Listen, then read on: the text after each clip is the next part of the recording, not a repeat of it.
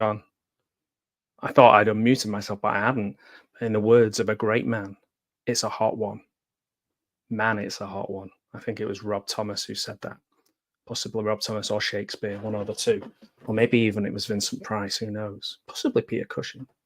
Anyway, enough of this nonsense. So it is all about Hammer horror today. We're going to do a brief overview of three films which are linked together by theme rather than by plot. If we try and link them together by plot, that can get a little bit hazy.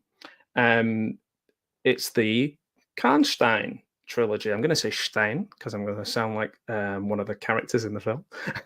So it's a series of vampire films produced by Hammer. They were notable because they were quite daring at the time. There were lesbian storylines. Let's not beat her. No. All three of these films were written by the same author, or by the same screenwriter, should I say, Tudor Gates, which sounds like a description of some gates.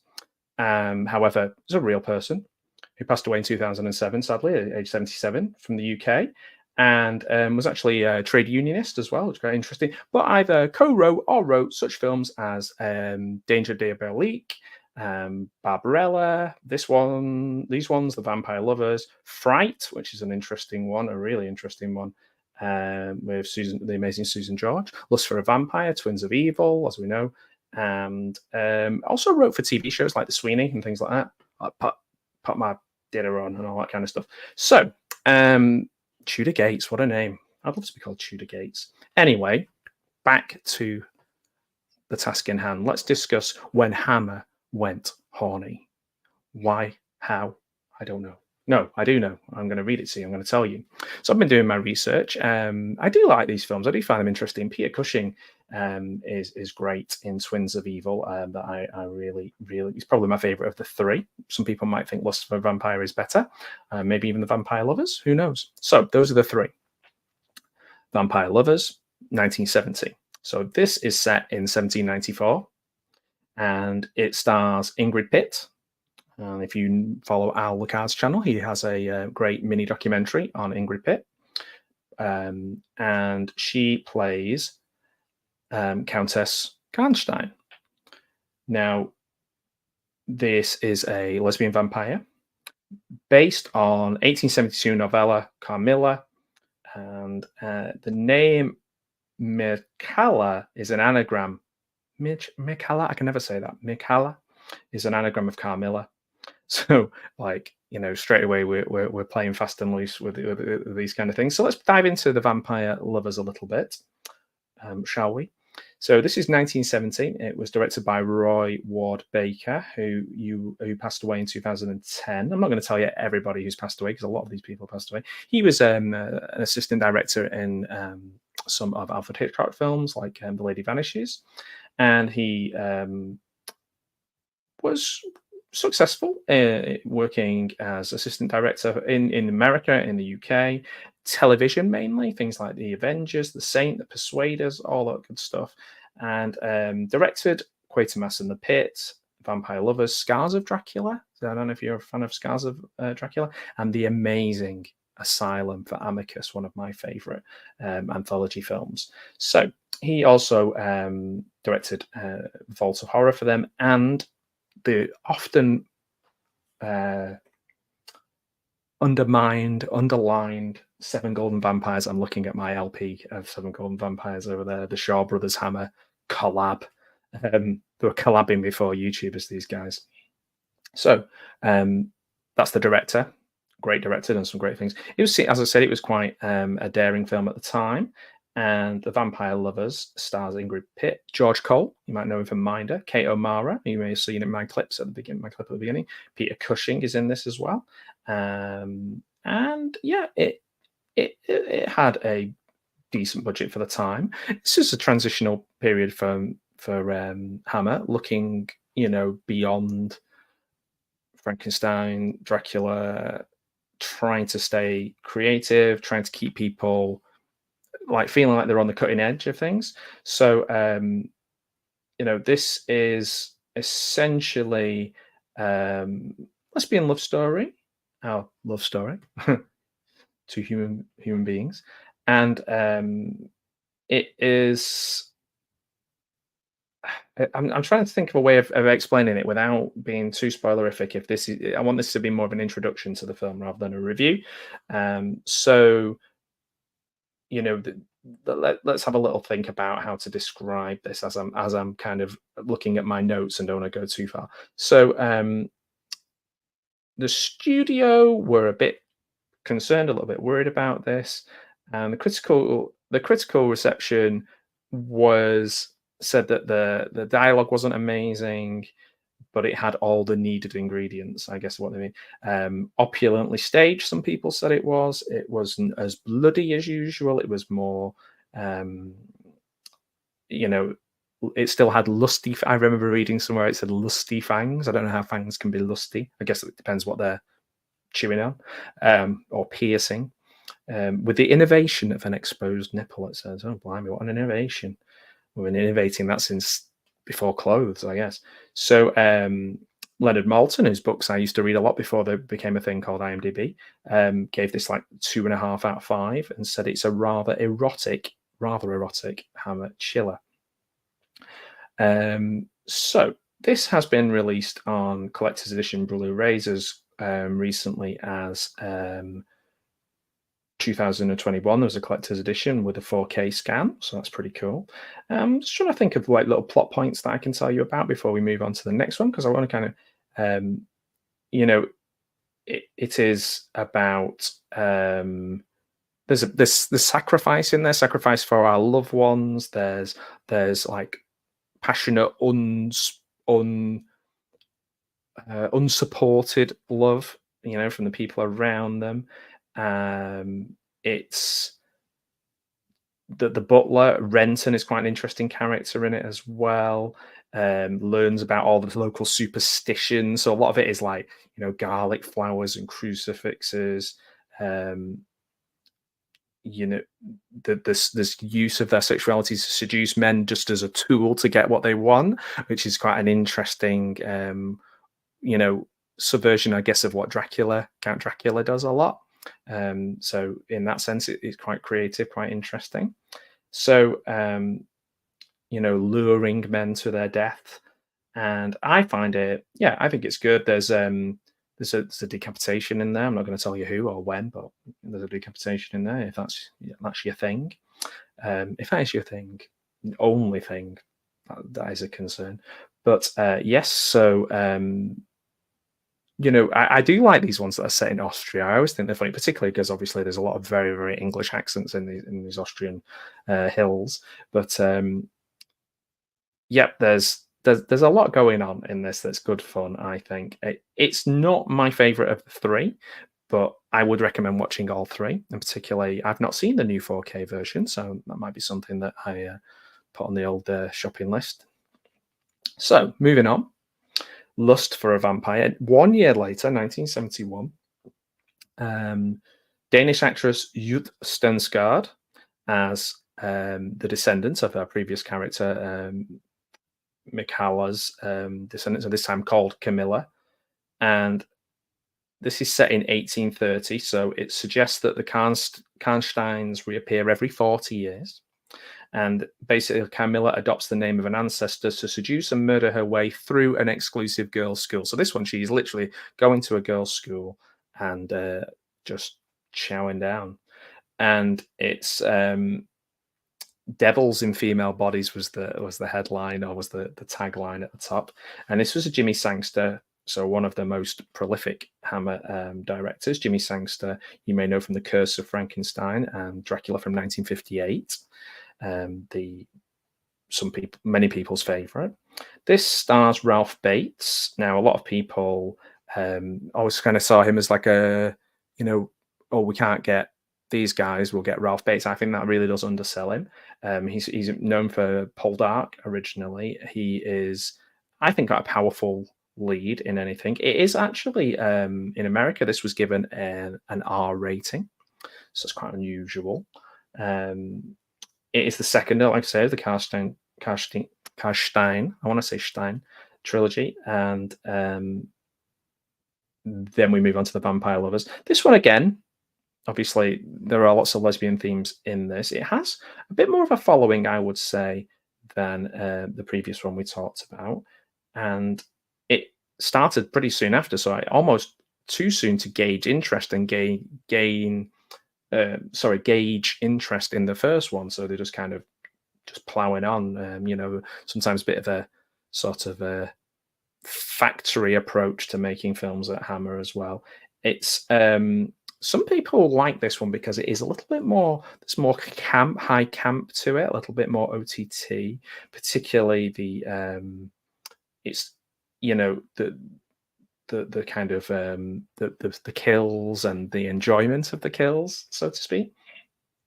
So this is again, Castle Karnstein. Count and Countess Karnstein conduct a ceremony to resurrect Carmilla, and there's a gentleman, Richard Lestrange, great name, sounds like an 80s sort of avant-garde pop star, art rock. He is researching a book about witches, vampires, and black magic. Well, he's come to the right place, and off we go. We're off to the races. He's told to stay away. Does he stay away? What do you think? Does he stay away? Do anyone ever stay away in these things? Oh, you don't want to go up there, sir. Oh, you don't want to go up there. They always go up there. Lestrange is talking to people at the inn. This is where you find out most of your information. I imagine that to be true with the time. Even, I guess, now in village life, the pub. Has that been replaced by the Facebook group? Would you put the Facebook group tell you not to go up to the not to go up to the castle now? I'll tell you stories of things. I don't know. So students keep disappearing. This is an overview. This is not a review. This is not telling you every little thing. So this is no spoilers involved in this. The police are involved. There's obviously Lestrange is our hero, is our person who is trying to find out what's going on here. It's interesting. The use of the school as well is quite interesting. Judy Matheson is in this, who you may know from other films of the time. She makes an appearance. I'm trying to find some other names of people you might recognize. Obviously, Ralph Bates. This isn't as star-studded as some of the preceding and proceeding ones. Ralph Bates, again, I just want to make a point of saying how underrated Ralph Bates is in some areas. Judy Matheson, who's 79 now, wow. You may know her from being in, let's have a look, I'll try and think of something that she is also in the next one. She's in the Flesh and Blood show, the Pete Walker film, which is amazing.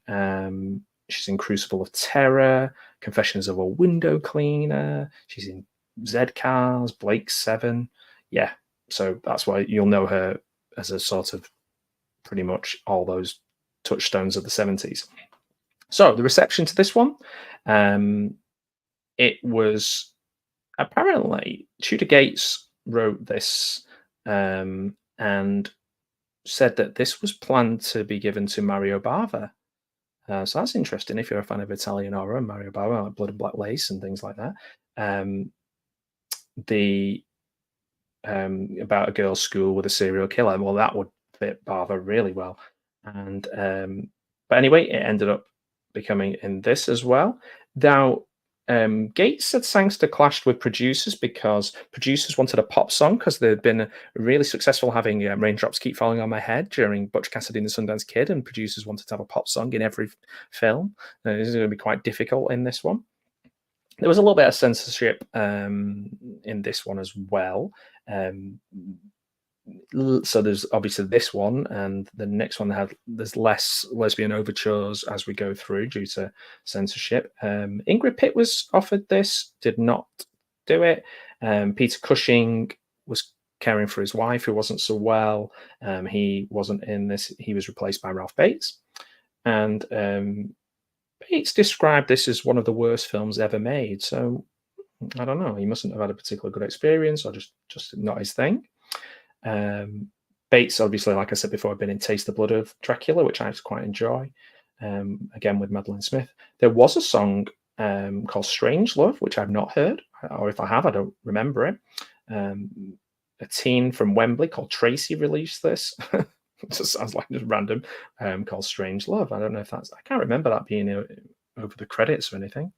So yeah, it's doesn't get a lot of love. Doesn't get a lot of kind of from people within Hammer, but actually within fandom, people like trilogies, like having those different things as well to kind of hold on to. So obviously, this being the car later on, people start calling it the Karnstein Trilogy. It gets more interest, and people collect all three and like those themes.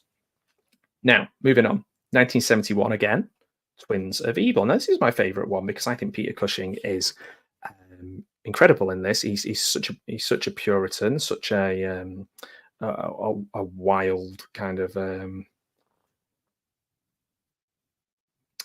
He's such a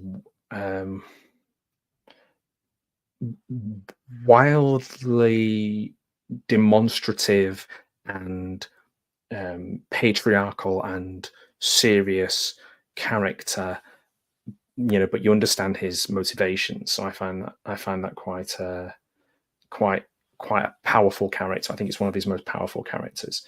In a way similar to Vincent Price in Witchfinder General. That kind of, I'm doing terrible things, but I have maybe not as cruel as him, but like I have the courage of my convictions.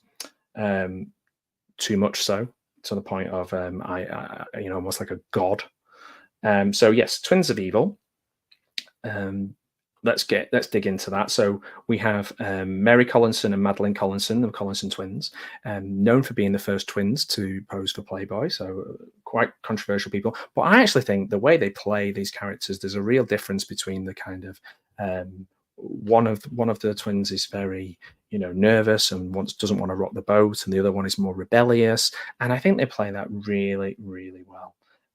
This is Maria and Frieda Gellhorn. They are sent to live with Peter Cushing's character. Damien Thomas plays a kind of almost a very 70s sexy vampire man. So Twins of Evil, or Twins of Dracula, as it is sometimes known.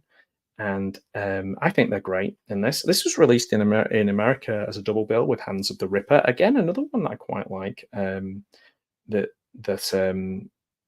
has a female themed, so I can understand why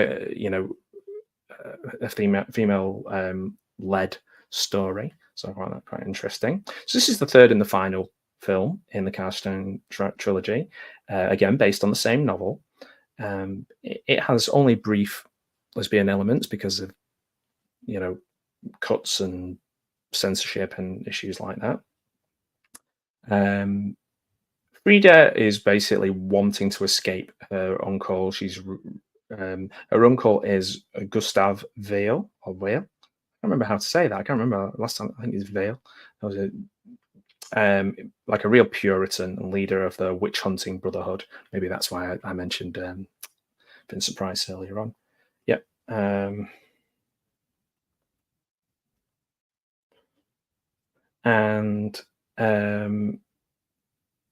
Yeah, so that's a really good one.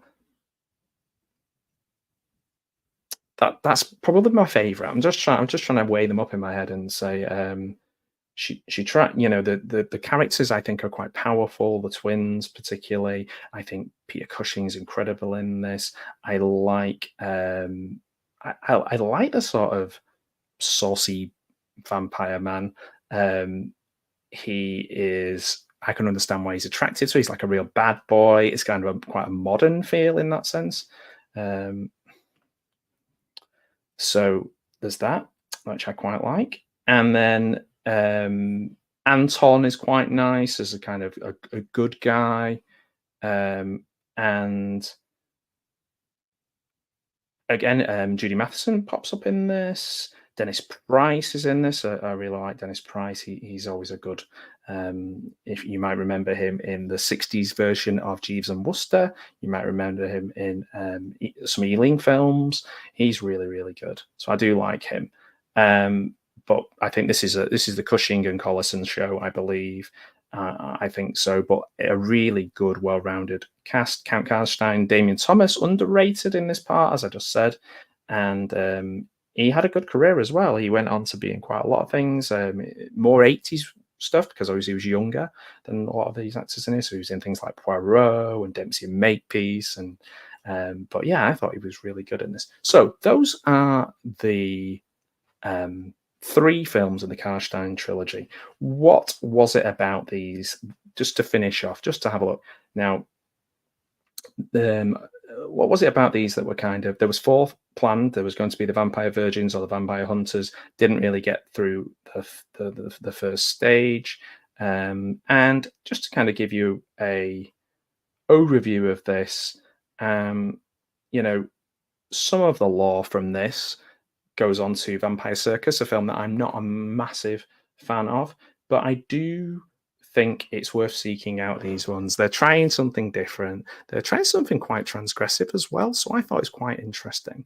Let me know if you've seen these films. Which one of the 3 is your favourite, or do you watch them all as a trilogy? And yeah, I'm interested in if you like them, why you like them.